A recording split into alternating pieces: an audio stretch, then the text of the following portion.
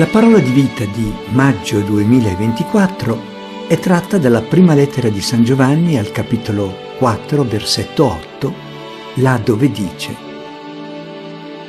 chi non ama non ha conosciuto Dio, perché Dio è amore.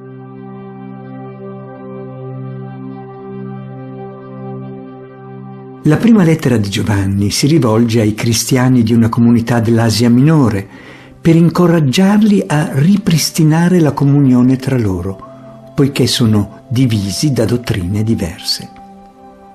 L'autore gli esorta a tenere presente ciò che è stato proclamato fin dal principio della predicazione cristiana e ripete ciò che i primi discepoli hanno visto, udito e toccato con mano nella convivenza con il Signore, affinché anche questa comunità possa essere in comunione con loro e quindi anche con Gesù e con il Padre. Chi non ama non ha conosciuto Dio, perché Dio è amore.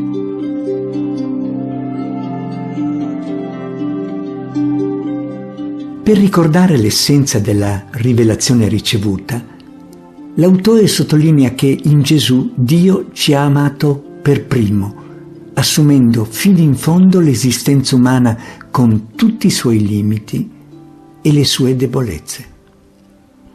Sulla croce Gesù ha condiviso e sperimentato sulla sua pelle la nostra separazione dal Padre. Dando tutto se stesso l'ha risanata, con un amore senza limiti né condizioni. Ci ha dimostrato cos'è l'amore che ci aveva insegnato con le parole e con la vita. Dall'esempio di Gesù si comprende che amare davvero implica coraggio, fatica e il rischio di dover affrontare avversità e sofferenze. Ma chi ama così partecipa alla vita di Dio e sperimenta la sua libertà e la gioia di chi si dona. Amando come Gesù ci ha amati, ci liberiamo dall'egoismo che chiude le porte alla comunione con i fratelli e con Dio, e possiamo sperimentarla.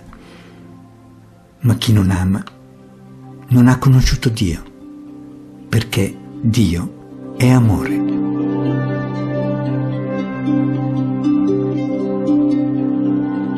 Conoscere Dio, colui che ci ha creati e che conosce noi e la verità più profonda di tutte le cose, è da sempre un anelito, magari inconscio, del cuore umano. Se Lui è amore, amando come Lui possiamo intravedere qualcosa di questa verità. Possiamo crescere nella conoscenza di Dio perché viviamo essenzialmente la sua vita e camminiamo alla sua luce. E ciò si compie pienamente quando l'amore è reciproco. Se ci amiamo l'un l'altro, infatti, Dio rimane in noi. Avviene un po' come quando i due poli elettrici si toccano e la luce si accende, illuminando quanto ci circonda.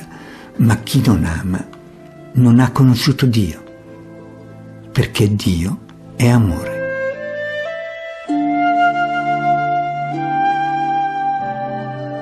Testimoniare che Dio è amore, afferma Chiara Lubich, è la grande rivoluzione che siamo chiamati ad offrire oggi al mondo moderno in estrema tensione, così come i primi cristiani la presentavano al mondo pagano di allora. Come farlo? Come vivere questo amore che viene da Dio? Imparando da suo figlio a metterlo in pratica, in particolare nel servizio ai fratelli, specie quelli che ci stanno accanto, cominciando dalle piccole cose e dai servizi più umili. Ci sforzeremo, ad imitazione di Gesù, di amarli per primi, nel distacco da noi stessi ed abbracciando tutte le croci, piccole e grandi, che tutto questo può comportare. In tal modo non tarderemo ad arrivare anche noi a quella esperienza di Dio, a quella comunione con Lui, a quella pienezza di luce, di pace e di gioia interiore a cui vuole portarci Gesù. Ma chi non ama non ha conosciuto Dio, perché Dio è amore.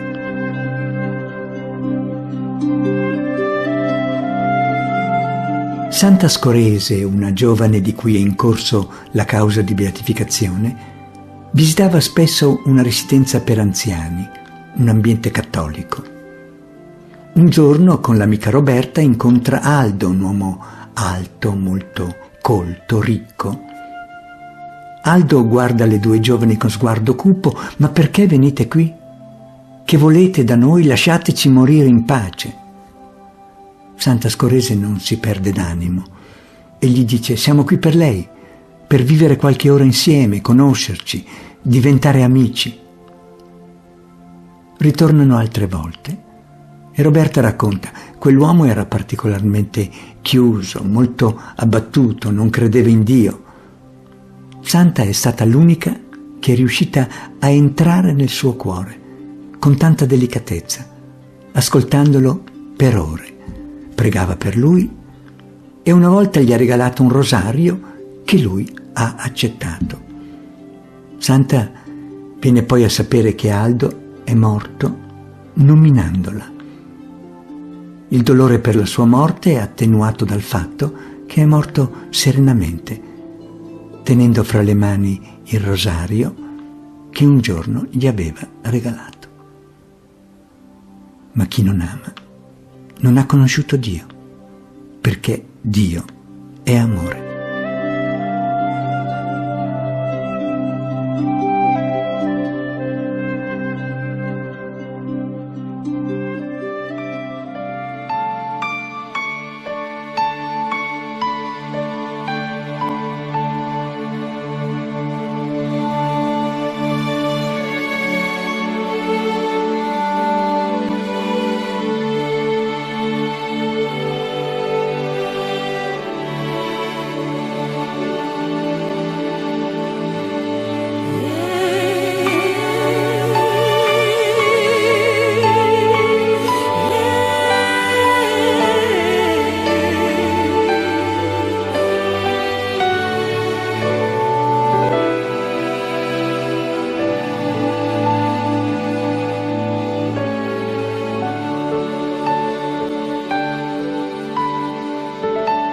The shadows they are falling, hear the evening calling.